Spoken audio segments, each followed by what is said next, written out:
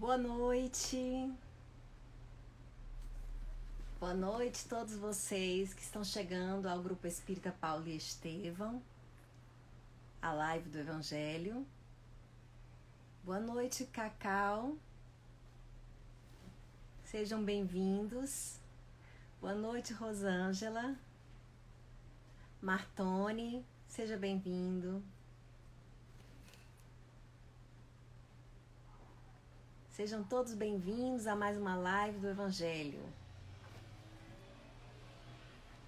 Maria Angélica, seja bem-vinda. Simone, Liliana, Kiko Esmeraldo, Tanise Petsy, Sônia Assunção, bem-vinda.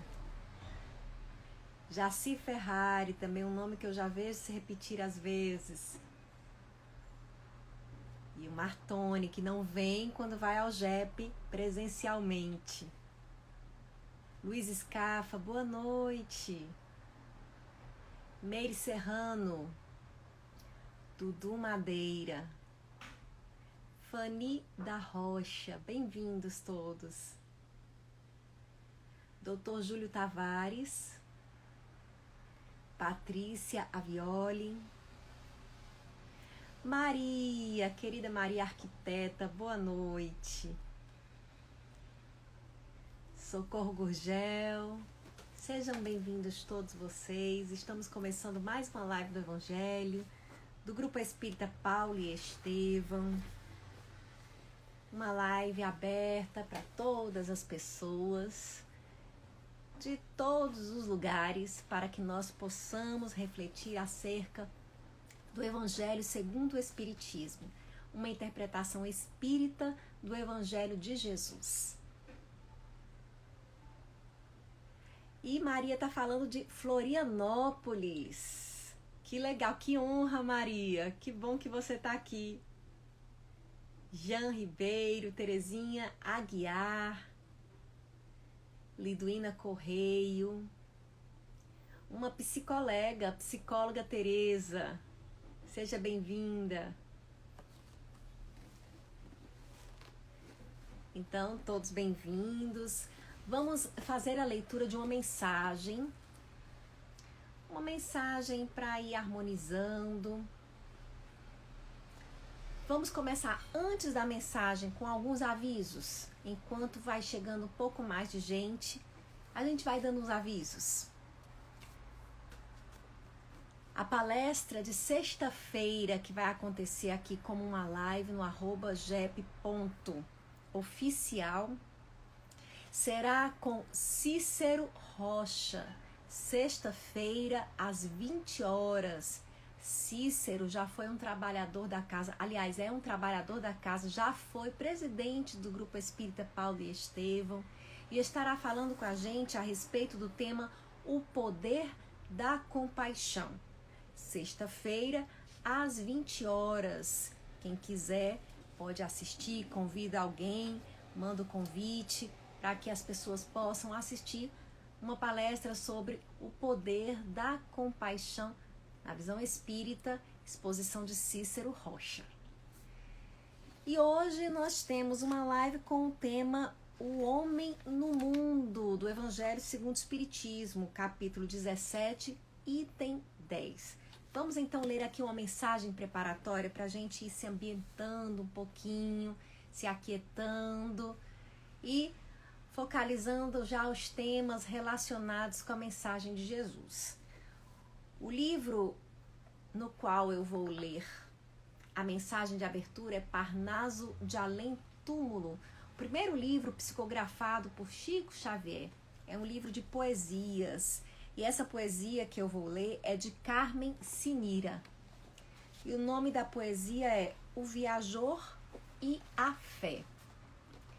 Donde vens, viajor triste e cansado? Venho da terra estéril da ilusão. Que trazes? A miséria do pecado, de alma ferida e morto o coração. Ah, quem me dera a bênção da esperança, quem me dera consolo à desventura. Mas a fé, generosa, humilde e mansa, deu-lhe o braço e falou-lhe com doçura.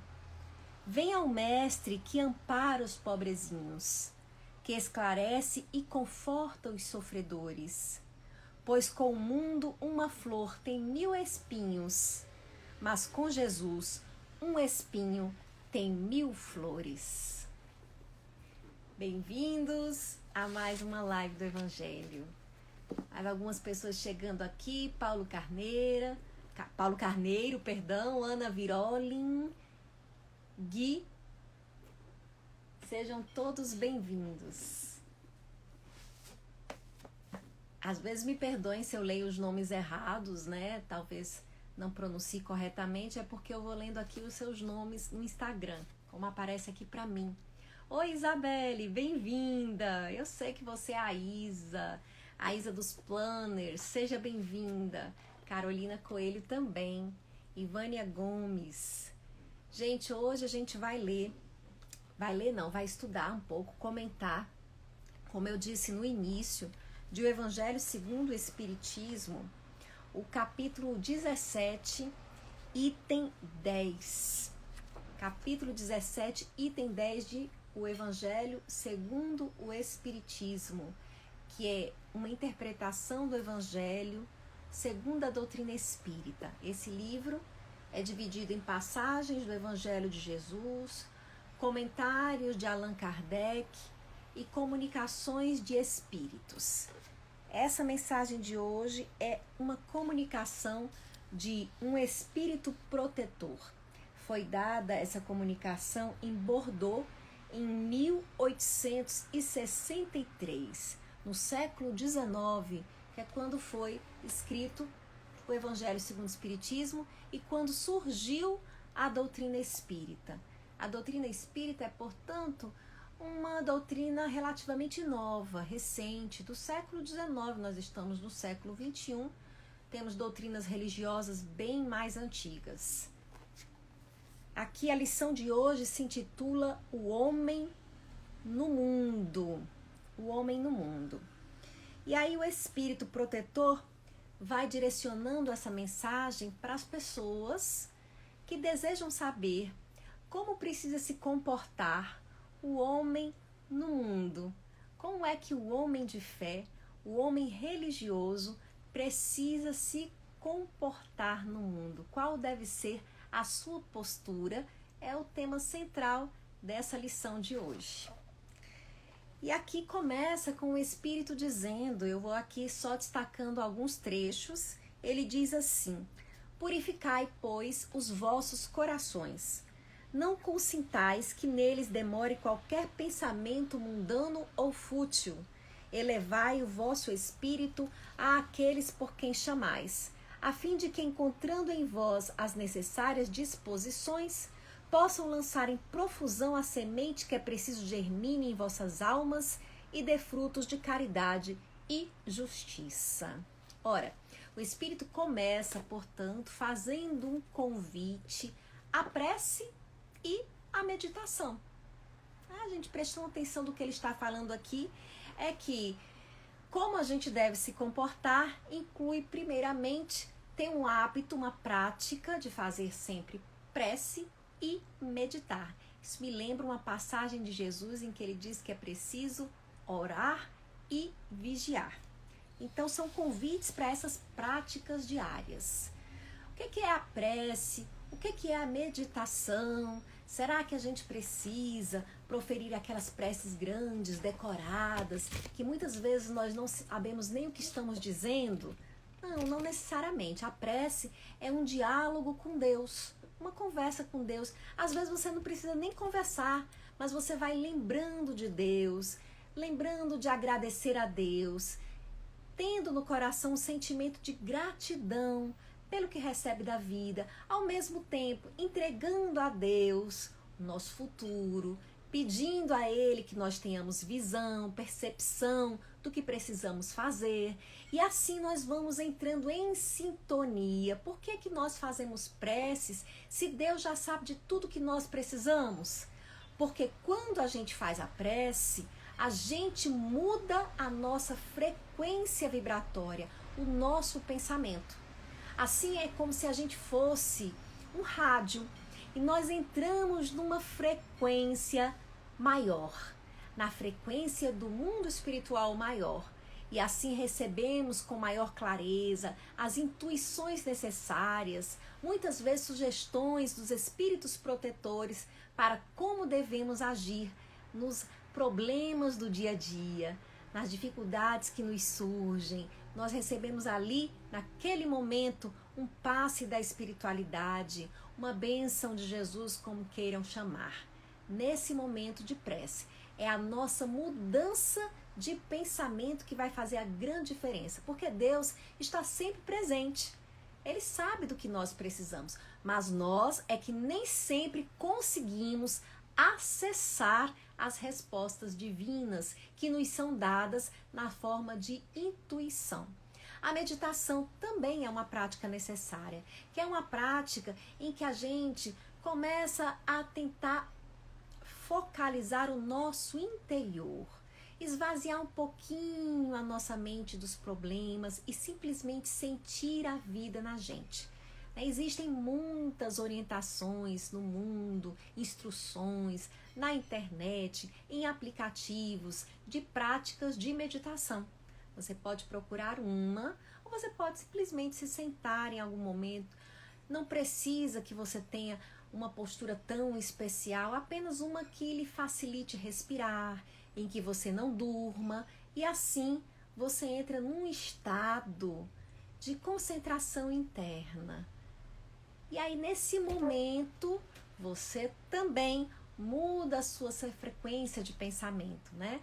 É como se a nossa mente ela fosse sempre muito agitada. E quando é muito agitada, a gente não consegue ver com clareza o que tem que fazer, nem consegue ver com clareza as sugestões espirituais.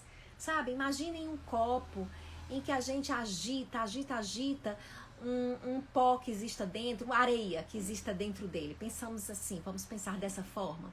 Então você agita esse copo, a água fica turva. Mas se você para aquela agitação, a areia vai assentar no fundo e a água vai parecer límpida. Então a meditação é esse processo pelo qual a gente para aquela agitação da mente para ter maior clareza. Ai, Caroline, eu fiz uma meditação, não adiantou para nada, não consigo me concentrar, não consigo me acalmar. Quantas vezes você tentou mesmo? 2? 3? 1? Pois é.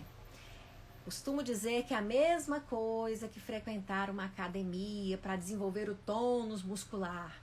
Você não vai conseguir desenvolver esse tônus treinando uma vez por ano. Não adianta, você tem que ter disciplina, você tem que ter frequência. Então a gente acha que as coisas espirituais, a gente não tem que ter frequência, a gente não tem que ter disciplina. Simplesmente nós nos prontificamos, ei Deus, estou aqui, quero falar com o Senhor, mandei uma resposta. E Ele vai e responde. Não é assim. A gente tem que ter aquela disciplina, aquela prática e a repetição que vai começar a gerar resultados. Então, se você é uma pessoa muito agitada, obviamente, num dia que você pare, você não vai conseguir ficar quieto. Mas todo dia, você reservando 5 minutinhos para parar, começa com uma prece, agradece, você vai adquirindo o hábito e aí você vai começar a mudar a sua mente, né? É a sua ginástica mental. Então, o espírito começa a dizer isso. A Giovana aqui está perguntando por que a gente sente tanto sono nas meditações guiadas. Do nada a gente apaga. Giovana, tu sente sono, né? Então, assim, nem todo mundo sente. Mas, assim, a gente faz, eu pelo menos prefiro fazer sentada. Então, assim, se você sente sono, você tem que buscar recursos para que você não adormeça durante a meditação. Então, procure fazer numa hora em que você esteja mais desperta.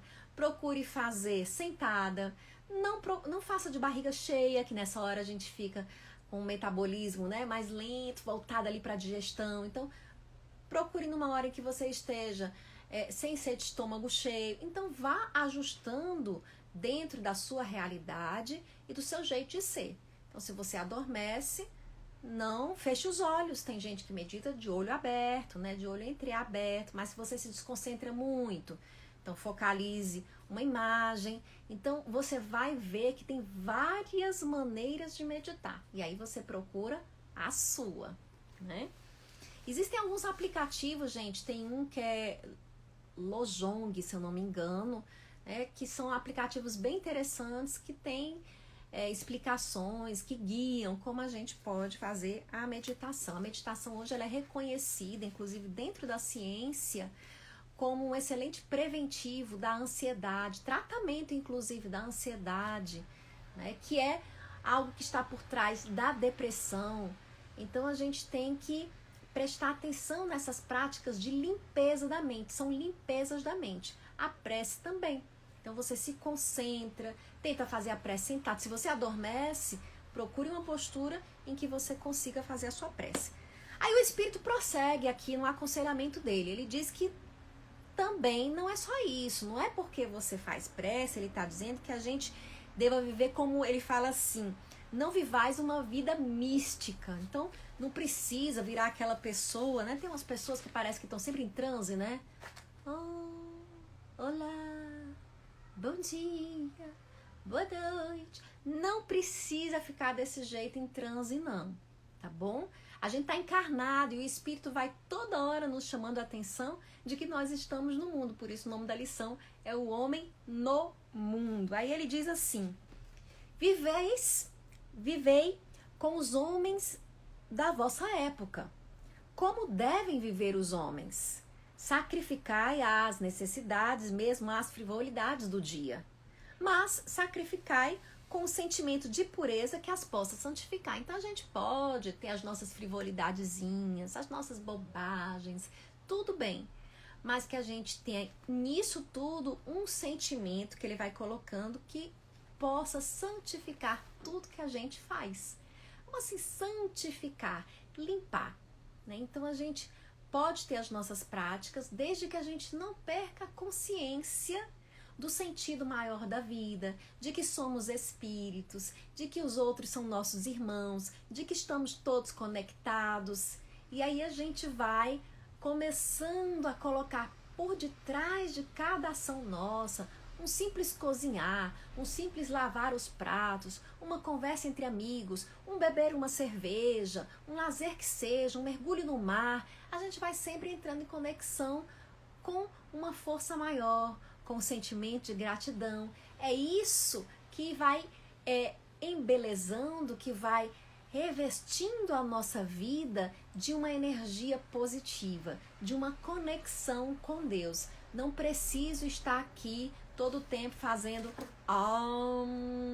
para que eu possa atingir, né, uma conexão com os bons espíritos. É a consciência com que eu ajo, o sentimento com o qual eu me movo no mundo faz toda a diferença.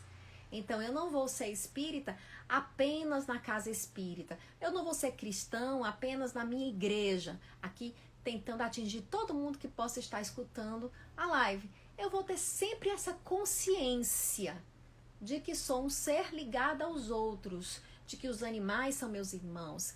A gente comemorou no dia 4, né, o dia de São Francisco. Embora o espírita não tenha esses hábitos, né, de comemorar santos, mas culturalmente já existe isso no nosso mundo, no nosso país, que é um país eminentemente católico, né? Então, assim, existe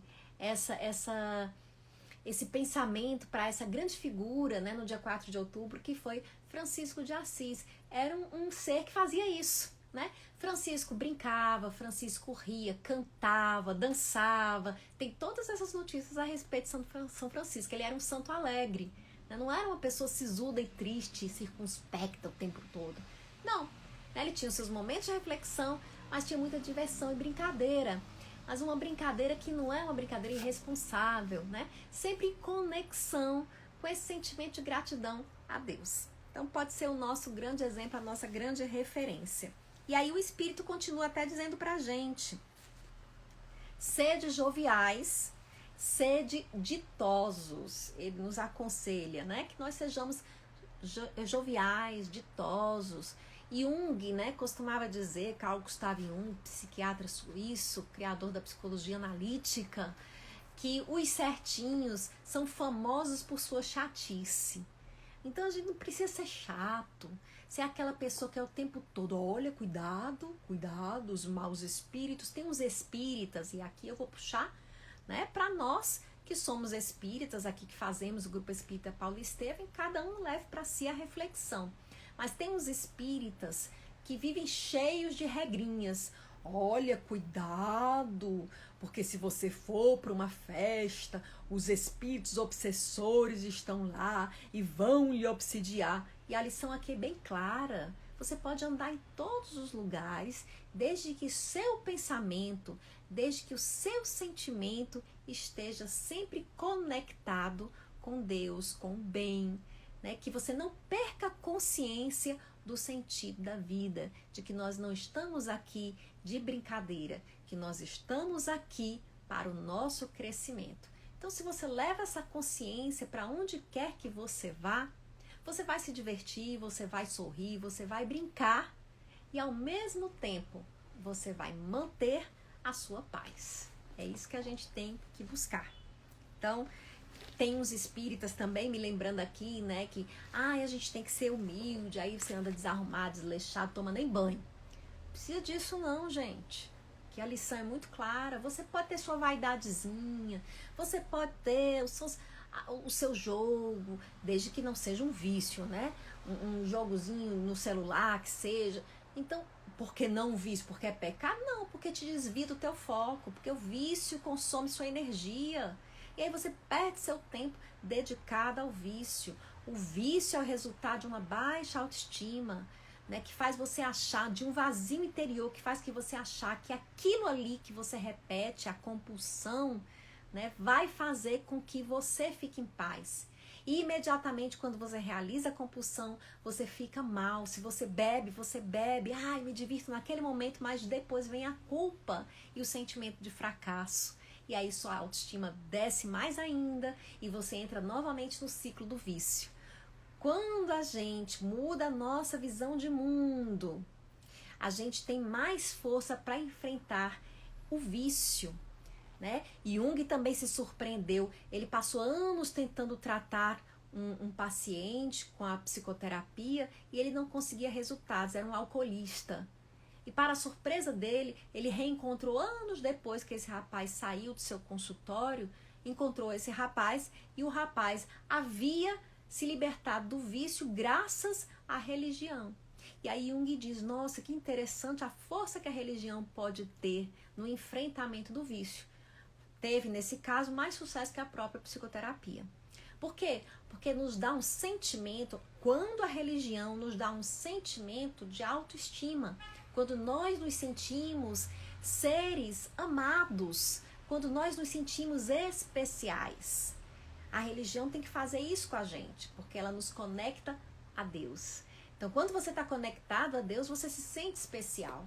Você sabe que é uma criação divina, você sabe que é importante, você não fica mal, né? Pelo contrário, você vai lembrando, você está mal aqui, passando por uma necessidade, mas eu lembro. Não, isso aqui Deus está investindo em mim. Existe um investimento da vida para o meu crescimento. E eu vou aproveitar essa oportunidade e vou crescer. Mais ou menos assim. A Giovânia que está dizendo que fez uma cirurgia espírita e passou um mês sem vontade de tomar cerveja. Fiquei passada. Mas depois voltou. Mas a cerveja não tem problema, desde que você seja uma pessoa controlada. O problema é que as pessoas, né, quando estão no vício, elas não percebem isso. Elas dizem, eu paro quanto quero. E nunca quer, né? Então experimenta querer. E ver se você consegue mesmo. Não, eu vou só amanhã. Quando você começar a perceber que está fazendo muito isso consigo mesmo, reveja.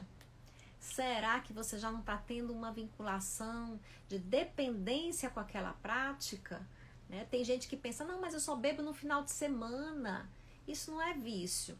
O que caracteriza o alcoolismo é quando você bebe até embriagar-se. Você tem que beber muito. Não interessa se você bebe só uma vez na semana, mas você não sabe beber pouco. Você tem que beber o máximo. Aí você passa, a alegria está associada àquilo, você passa a semana esperando aquele momento onde você vai relaxar totalmente. Prestem atenção, vamos estudar. Informação não falta hoje em dia. Gente, depois o Espírito nos sugere a ter a humildade da fé. O que ele diz? Não consiste a virtude em assumir de severo e lúgubre aspecto, em repelirdes os prazeres que as vossas condições humanas vos permitem. Então nós temos que reconhecer que nós estamos no mundo, então não precisa você se abster de sexo, você se abster de prazeres, de comer. Não é bem isso, não necessariamente isso. Basta que quando começardes ou acabardes uma obra, eleveis o pensamento a esse Criador e lhe peçais no arrobo de alma ou a sua proteção para que obtenhais êxito ou a sua bênção para ela, se a concluíste. Então, tudo que a gente fizer, a gente dedicar a Deus. Eu me lembrei agora, né? Eu falei do comerdes, né? Tive até um ato falho, talvez porque eu estivesse lembrando disso. Né? Quando a gente fala, por exemplo, em comer, não comer a carne animal. Então, ótimo, maravilhoso, os animais agradecem.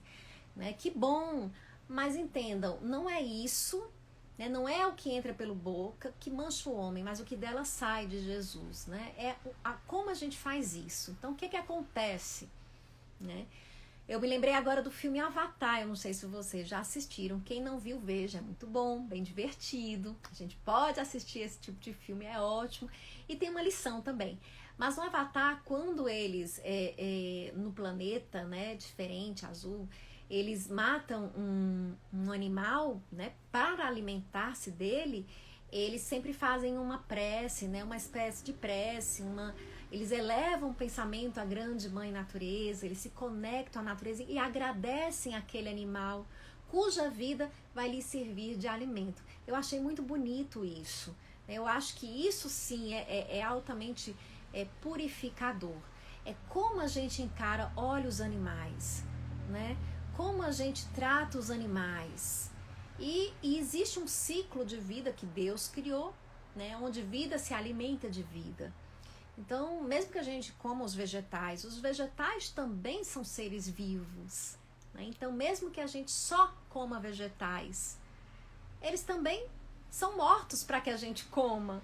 Então, a gente observa que esse é o processo da vida no nosso planeta. Agora, o sentimento, como diz aqui o Espírito, com que a gente faz isso? Você já pensou em agradecer, né, a irmã vaca, a irmã galinha, né, pela carne que te alimenta? É interessante, pela proteína que fortalece o teu corpo. Então, independente de você ser vegetariano, vegano, carnívoro, seja como for, né, lembre de tudo que você se alimentar, de você perceber a graça da vida e da natureza. E se tem um ser vivo ali por trás, daquele ser cuja vida está sendo dada para que a sua vida se mantenha. E isso é uma sacralização do hábito alimentar. Olha que interessante. Não precisa fazer uma pausa. Parem todos, vamos agora. Não precisa. É dentro de você que essa reflexão tem que ser feita. Né? No seu coração, ela tem que ser feita. Não precisa fazer um grande movimento. Para aí todo mundo. Agora. Parou. Vamos agora agradecer. Não, né? Infelizmente, é claro que eu entendo todas as pessoas vegetarianas, veganas. Existe uma indústria, né? Que causa sofrimento aos animais, né, que coloca os animais em péssimas condições para produzir carne em grande escala e assim ganhar muito dinheiro. Né? Então, o ser humano tem isso. E eu acredito que isso aconteça também em termos de vegetais. Né? O ser humano coloca agrotóxicos, enfim, para tudo a gente fazer em grande escala e ganhar muito dinheiro. Então a gente tem que ficar atento a isso, o quanto que a gente alimenta também essa indústria, quando a gente não se importa, quando a gente não se informa, quando a gente não se posiciona a respeito. Então a gente pode ter uma posição, mas que a gente entenda que o que importa, o significativo, é o como a gente faz isso, com que intenção, com que sentimento a gente se alimenta, a gente planta, a gente faz a pecuária. É isso que a gente tem que mudar na humanidade, a maneira como nós fazemos as coisas, as intenções com que nós nos mobilizamos no mundo. Claro que nesse mundo a gente precisa ganhar dinheiro, né? Porque é assim que funciona esse mundo material, né? Mas a que preço e a que nós podemos chegar para isso? Esse limite, o bom senso tem que nos dar. E um pouquinho de fé, um pouquinho de religiosidade faz toda a diferença também. Por fim, o Espírito vai dizendo, né, que os relacionamentos, né, da importância da gente se relacionar. Ele diz, olha, nenhuma caridade teria a praticar o homem que vivesse insulado. Então, a pessoa que se isola, para praticar o bem, né, para ficar bem, para ficar em paz. Eu vou viver um ermitão lá no isolamento, e aí eu não estou querendo julgar quem o faz, cada um sabe de si, vamos pensar na gente, né? Com que intenção você vai viver nesse insulamento a vida toda, né? Que você tem um momento ou outro de você se fechar e refletir também. Aí nós temos a vida de Jesus como exemplo. Jesus passa 40 dias no deserto, né? Então, são exemplos de grandes homens, de grandes almas que fazem esse movimento de recolhimento. Francisco de Assis, ele teve um período em que ele entrou dentro da floresta, não teve contato com praticamente ninguém, se isolou um pouco para refletir.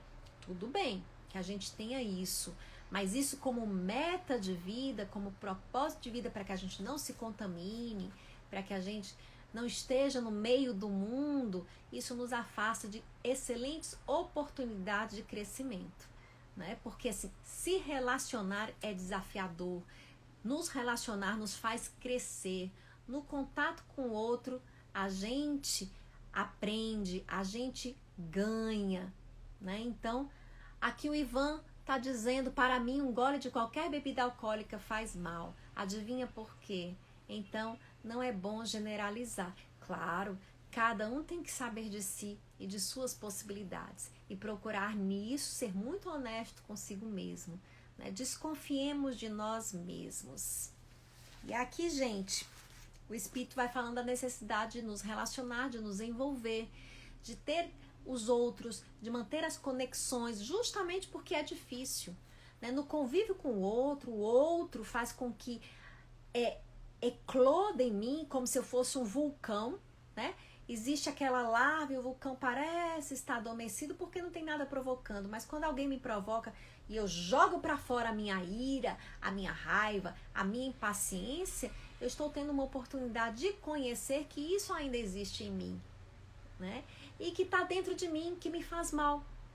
Então, o outro, ele nos provoca a imersão de características adormecidas, as quais nós precisamos trabalhar.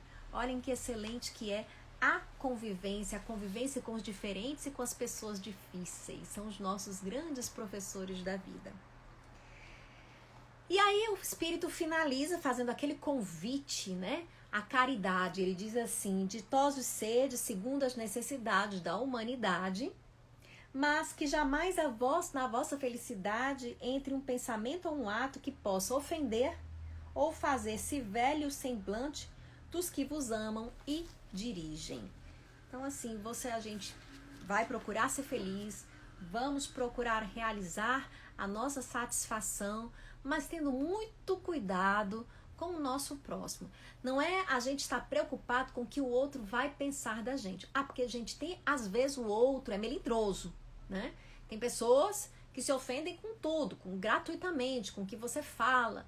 Então aí você já não tem responsabilidade sobre isso. Mas no que depender de você, né, você vai estar sempre tentando oferecer ao mundo, né, a sua verdade, a verdade, de uma forma que você não ofenda ninguém, não agrida ninguém. Está se aproximando o período das eleições e é um período de muito teste pra gente, porque começam as agressões, começam os desrespeitos, as grosserias. A gente tem que ficar atento, né? Que direito eu tenho de xingar alguém, de desqualificar alguém? É uma coisa que a gente tem que se perguntar. Enfim, ficam essas dicas do Espírito, né? Do Espírito protetor aqui da lição, né? Prece e meditação, primeira dica. Segundo, ele nos esclarece que o sentimento determina a qualidade dos atos. Terceiro, ele diz que não tem necessidade da gente ser piegas, chato, né? Se fingir o que a gente não é. Quarto, ele nos avisa que os relacionamentos são necessários, são importantes para o nosso crescimento. E quinto, ele diz que é para a gente buscar ser ditoso sem ferir o nosso próximo. 5 diquinhas do Espírito Protetor para que nós estejamos no mundo em paz. E aí, vamos ver aqui o que vocês estão comentando. Vixe, eleições, fui xingada pela esposa do meu irmão. Paty Soares. Então agora a sua lição e a sua grande oportunidade de relevar, de entender o que aconteceu. Porque, gente, a gente sempre acha que tá certo, né? Então, você às vezes diz assim, né?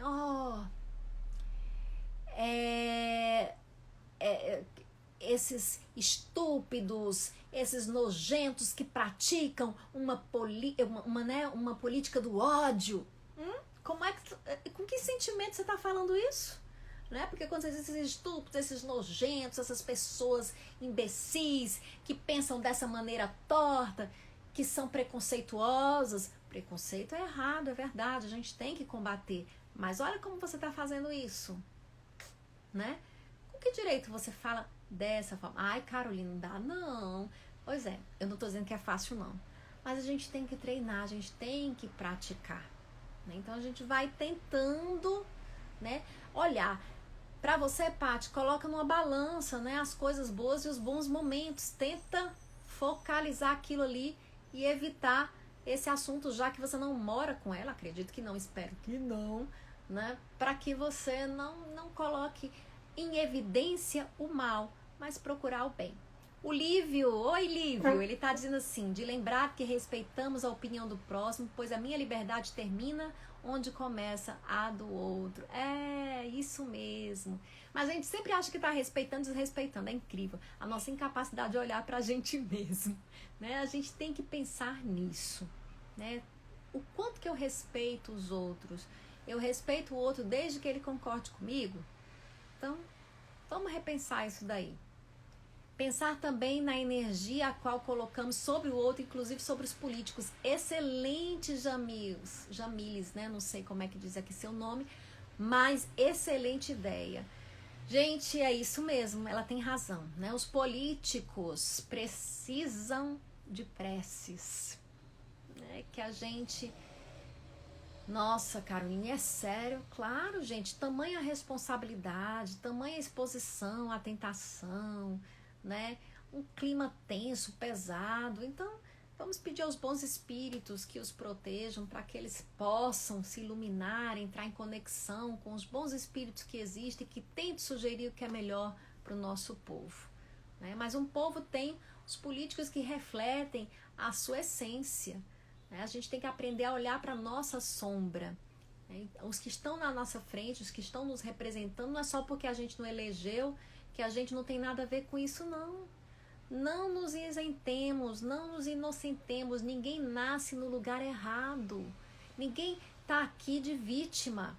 Nós estamos aqui todos para crescer, para desenvolver aspectos que precisamos desenvolver e passando pelo que nós precisamos passar, porque tem a ver com a gente.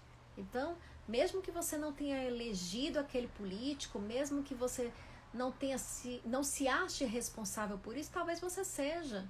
Você tenha contribuído para a situação que fez com que elegessem aquele outro político que você acha que é tão errado. E olha, venhamos e convenhamos, né, gente? A gente não pode dizer que existe uma pessoa perfeita para governar, né, para assumir o comando da população, enfim, das contas públicas. São pessoas com defeitos e são as pessoas que vão, né? Porque muitas vezes os bons se omitem. Então, vamos tentar julgar menos e agir mais, fazer a nossa parte, cobrar, mas sempre com muito respeito e lembrando que somos todos irmãos, inclusive quem está no poder. A Giovana tá querendo pegar um Uber para ir para Júpiter. Ah, Giovana, mas o Uber para Júpiter se chama aperfeiçoamento, né? Pra gente sair dessa condição de um planeta de provas e expiações, pra gente sair dessas situações tão dramáticas que tem no nosso mundo, o que nós temos que fazer? Mudar espiritualmente, crescer. A gente tem que merecer, a gente tem que construir esse reino de Deus no mundo. Depende de nós, já diz a música. Sônia tá dizendo para Maria que também carrega uma culpa. Agora eu fiquei até curiosa qual é a culpa que a Maria carrega. Misericórdia, Senhor, elegi não. Aí, gente, é como eu tô dizendo, né? Nós não estamos no lugar errado e às vezes a gente não contribuiu votando naquele político, mas a gente contribuiu mantendo certa condição no mundo. Como é que nós agimos no mundo? Como é que nós tratamos as pessoas? Se a gente tem um cargo de chefia, como é que a gente trata os nossos subordinados? Como é que eu trato as pessoas? O que eu cobro das escolas? O que eu ensino para os meus filhos? Nisso, eu estou formando o mundo também. Eu estou contribuindo para que as pessoas pensem, concluam algo do mundo. O quanto que eu tenho contribuído para que o mundo seja um mundo melhor, né? Qual a parte que eu tenho feito? Eu pego, poso de boazinha, digo que tenho voto consciente, faço alguma coisa assim, e no dia a dia eu não tô nem aí. Como é que eu faço o meu dia a dia? Não brigando, não necessariamente declarando nada, mas nas pequenas coisas do dia a dia. O quanto que eu sou honesta, o quanto que eu pratico bem, o quanto que eu me importo com o outro, o quanto que eu pratico a justiça, o quanto você tem um funcionário doméstico, uma funcionária doméstica, eu cumpro as leis em relação a ele, o quanto eu tento ser justa e trato bem, o quanto eu humilho ou não. Então, nas nossas pequenas coisas do dia a dia, o que a gente faz para que o mundo seja melhor, para que as pessoas pensem melhor do mundo, né? A gente reclama que o mundo é ruim, mas eu estou no mundo e eu faço o mundo também. O que eu tenho feito? Né? Tragamos a reflexão para nós mesmos. O Ivan tá dando boa noite. Agora que eu vi, Ivan, seu boa noite. Paz e bem para você também. E a Jamia que está dizendo, Jamile está dizendo, fugir não resolve, perdemos a oportunidade de crescer, aprender, evoluir, com certeza. Nada acontece por acaso, esclarece a Isa. Cada um tem o seu papel no mundo, né? E assim nós vamos pensando. Rafael está dizendo, isso é verdade, Carol, nós somos os reflexos do que fomos. Precisamos agradecer a todos ao nosso redor, os bons e os não bons, pois com eles aprendemos e nos elevamos. Exatamente, a nos elevarmos. Isso mesmo, Rafael. É difícil, né? Uma coisa difícil para as pessoas, né? É enxergar Deus nas coisas ruins que acontecem, né?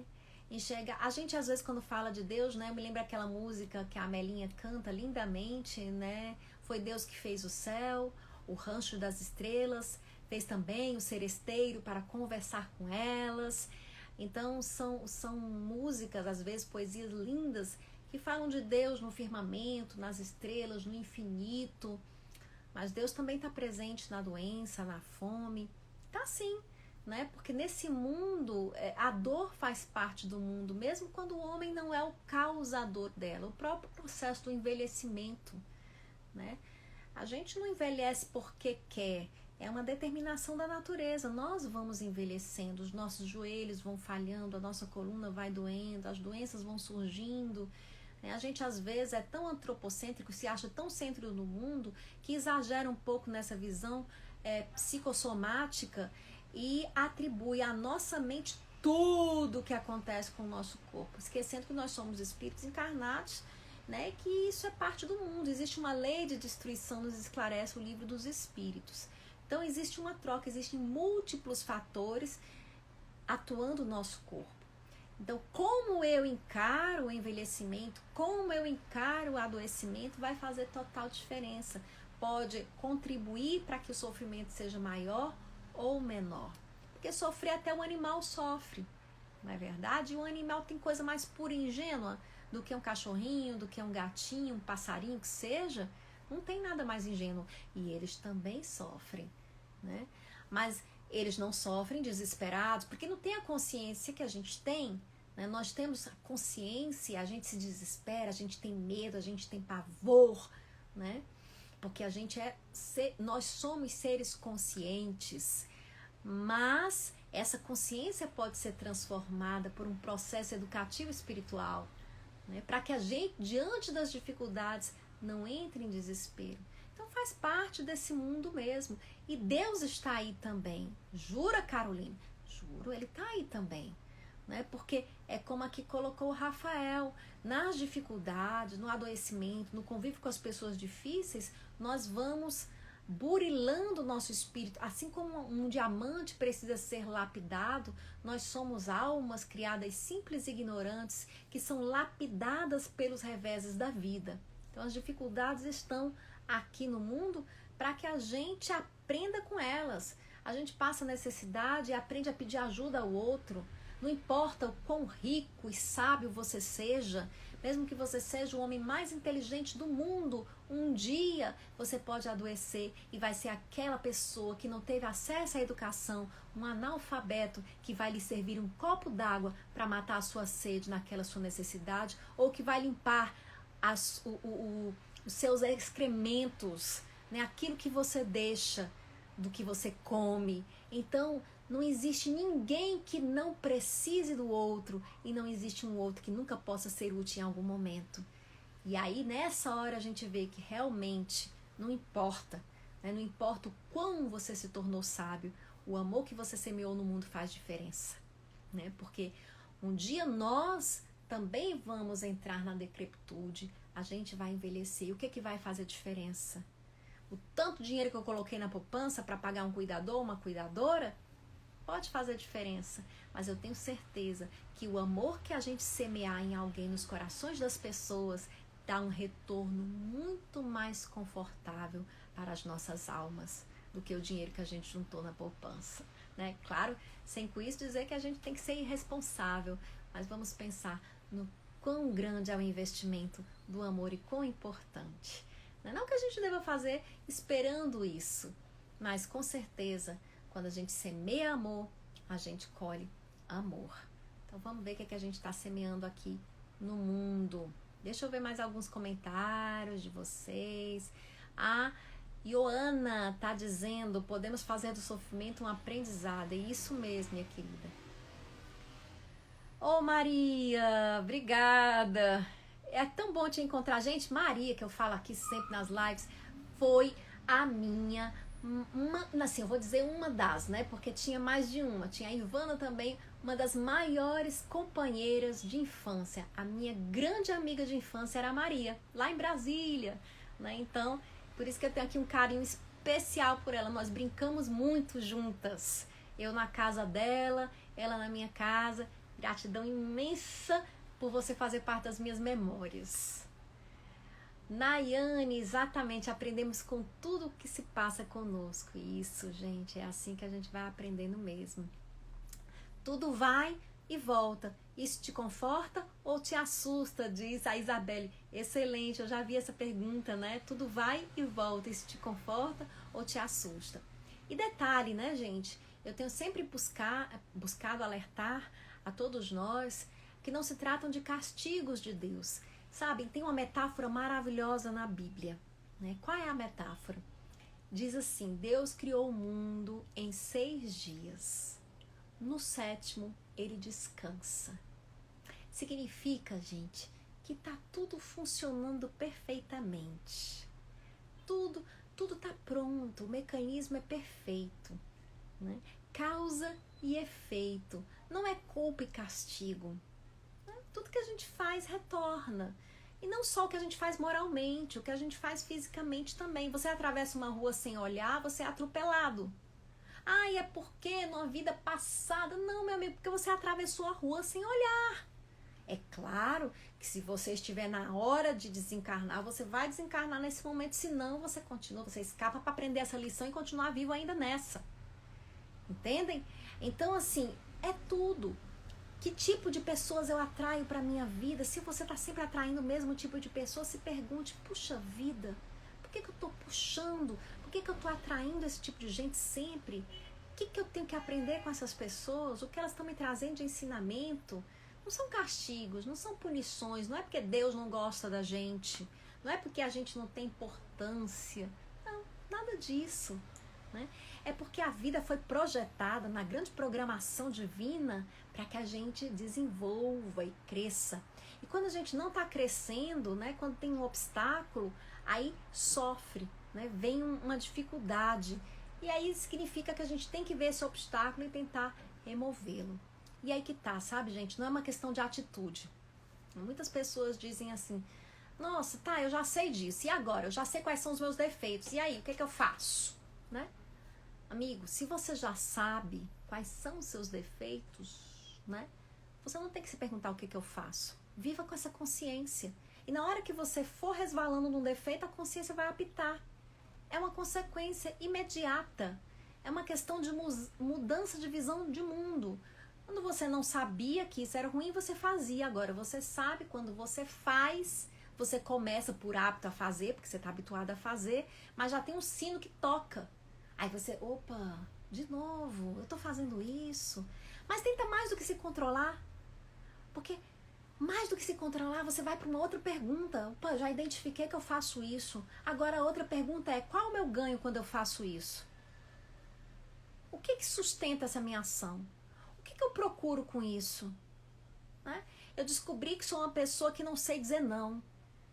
Por que eu não sei dizer não? É porque eu sou besta, porque eu sou bonzinho. Resposta errada, amigo. Bonzinho, nem Jesus se dizia bom. Então, para aí. Não é porque você é bonzinho, não. Qual é o teu ganho quando você não diz não? O que você está procurando evitar? Chatear o outro? Você não quer chatear ninguém? Ah, você quer ser bem visto.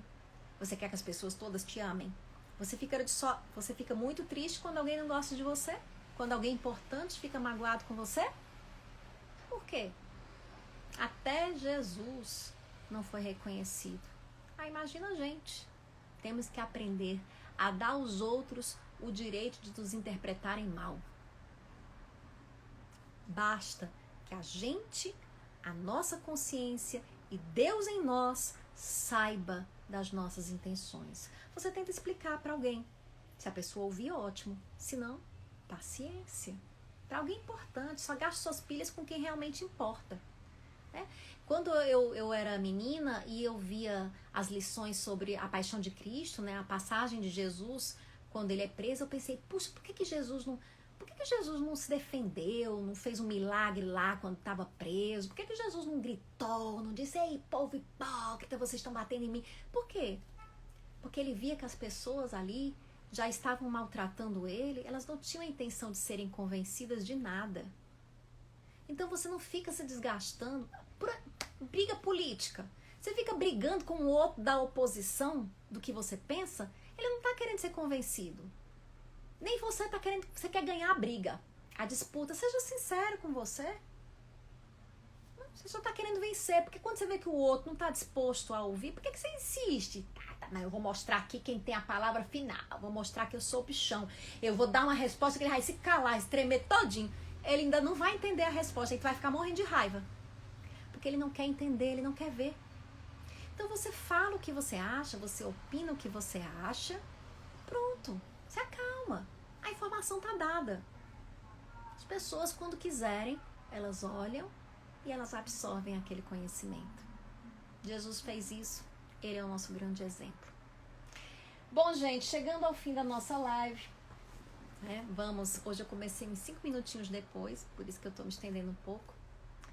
Vamos aqui fazer o nosso passe, né? Como acontece. Ah, seu Álvaro, o senhor está aqui. Bem-vindo, seu Álvaro. Grande abraço para o senhor. Né? Então aqui vamos fazer a leitura de uma mensagem. Né? Mas antes disso, eu queria convidá-los a mentalizarem. Né? Quem quiser pode até mesmo fechar os olhos, se concentrar um pouco e mentalizar nesse momento Jesus.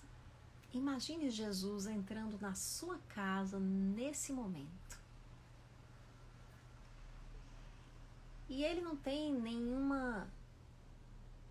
orgulho, nada que o impeça de fazer isso, porque Jesus sempre acolheu todas as pessoas. Ele não lhe julga. Ele não o julga, ele o abraça nesse momento. Imagina, sinta o abraço de Jesus. E sinta que nesse abraço você está recebendo muita energia e que essa energia é curadora e que ela é tão poderosa que você vira uma estrela de luz e os raios que partem de você invadem toda a sua casa, limpam-na. E quem estiver aí com você é também envolvido por essa mesma energia. E por sua vez essa pessoa brilha também como uma estrela. E essa energia vai se espalhando ainda mais no entorno. E nós nesse momento estamos brilhando. No mundo espiritual, luzes são vistas agora. Luzes que vêm de nós, de Deus em nós, do bem que existe em nós, da centelha divina que existe em cada um de nós. E mergulhados nessa luz, nós fazemos uma prece ao Senhor. Deixa, Senhor, que a noite acolhedora envolva-nos na paz da nossa prece. Enquanto o dia em breve não comece, trazendo uma manhã mais sedutora. Nesta conversa nossa que acontece, em clima de oração que é portadora, de paz, que essa paz seja a protetora de mais um dia em nossa eterna messe. Entre os muitos pedidos aqui feitos, uns são para aplacar a dor nos leitos dos hospitais e noutras provações. Outros vão no rumo que Deus traça, pois todo sofrimento chega e passa. Não são eternas nossas aflições. Fique com essa frase, com esse verso. Não são eternas nossas aflições. Elas passam. Alegrias virão. Nós fomos projetados para a felicidade. Chegaremos lá. Temos pequenos vislumbres dela no nosso dia a dia. Mas chegará o dia em que seremos plenamente felizes. Muita paz a todos vocês. Meu boa noite, seu Álvaro. Obrigada. Boa noite, Maria Angélica, Luiz Scafa, Jaci Ferrari. Boa noite a todos vocês. Que Jesus nos abençoe e nós nos encontremos aqui na quarta-feira da semana que vem, às 20 horas. Vitor, obrigada. Ioana, Isa, Regirene, muito obrigada e que Jesus nos abençoe. Que nós possamos estar nessa luz ainda por muito e muito tempo. Até semana que vem, gente. Muita paz a todos e gratidão imensa por toda essa energia de vibração positiva nesse momento. Tchau, tchau.